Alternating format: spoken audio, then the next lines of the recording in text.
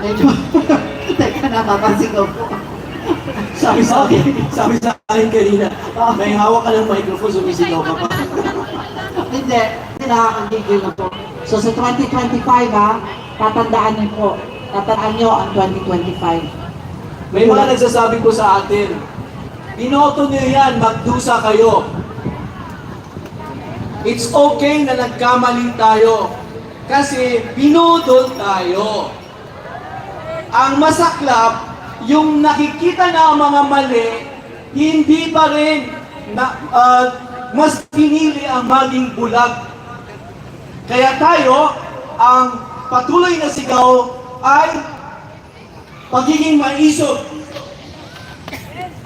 Korupsyon, talamak. Yes.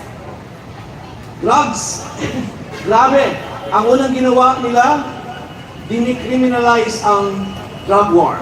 Di ba? Yung Walang drug war. So ngayon, marami tayong mga incidents of killings again and a lot of criminality. meron ako nakita dito, Rafa. Dito may nakita akong senyales. Yes. Sabi, bakit ayaw mo pang magpa-drug test?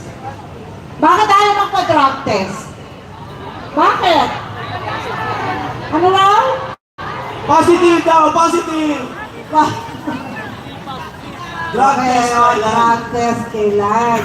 Sinabi niya kay attorney. Sinasabi niya kay Pastor Kibuloy, hindi ba? Pagpakita raw si Pastor Kibuloy. Ano sabi ni Pastor Kibuloy? Nabasa ko na